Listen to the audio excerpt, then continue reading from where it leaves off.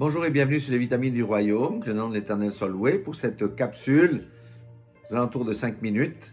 Voilà l'inspiration du Seigneur. L'inspiration du Seigneur est basée sur cette parole qu'il a prononcée lui-même, Matthieu 28, 19 et 20. Il dit, faites donc allez, et faites donc de toutes les nations des disciples, les baptisant au nom du Père, du Fils, du Saint-Esprit.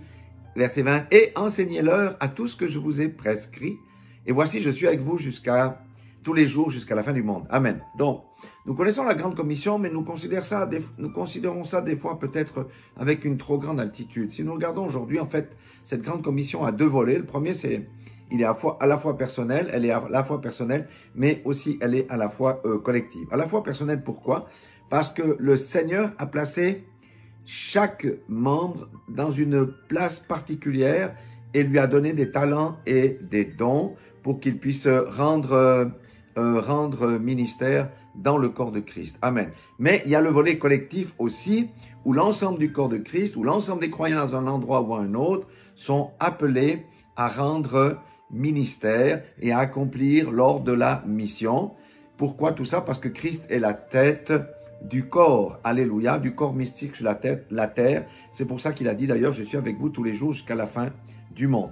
Précision ici, j'aimerais bien préciser quand même que le corps de Christ n'est pas constitué de tous ceux qui vont à l'église, mais de ceux qui appartiennent à Jésus, qui ont été appelés, sauvés, adoptés, justifiés.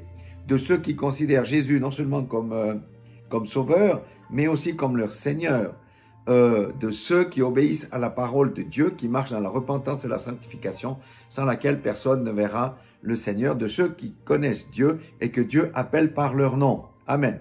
Le Seigneur nous appelle personnellement et collectivement dans son œuvre, chacun à son niveau. Ce que j'aimerais dire, c'est que dans ces temps de la fin, la tentation est grande de se retirer du monde et de vivre reclus ou isolés ou entre nous qui avons l'Esprit de Dieu. Et ceci peut se comprendre. Pourquoi? Parce que le monde est pourri et qu'il n'y a rien de bon là-dedans et rien de bon ne peut sortir du monde.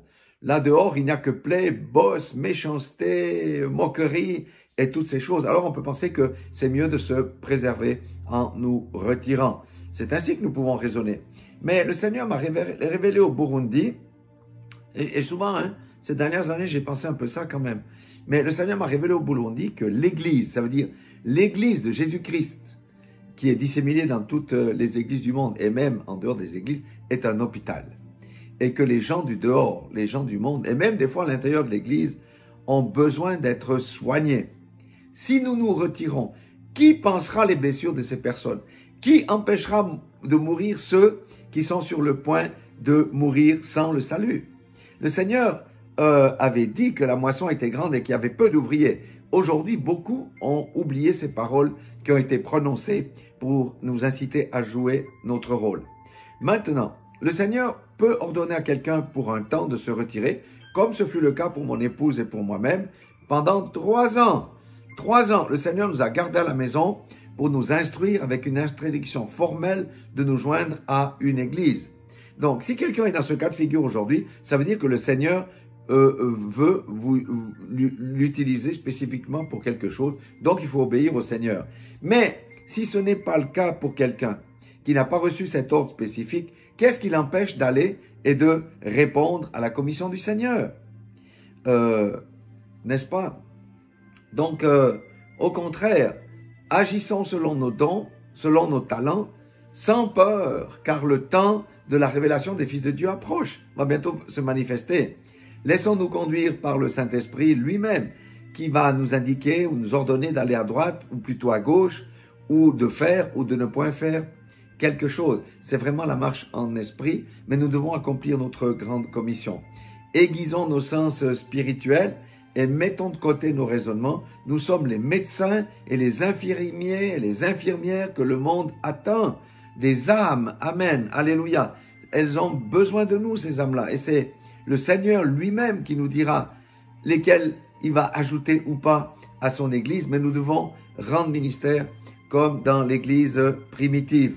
Mais si nous nous retirons, accomplissons-nous l'œuvre du Seigneur. Voilà, j'aimerais encourager tous ceux qui sont découragés, tous ceux qui se sont retirés, et tous les tièdes, et tous ceux qui ont peur, et qui se contentent simplement du salut, d'aller de l'avant, comme il nous a commandé, et d'obéir à ses instructions.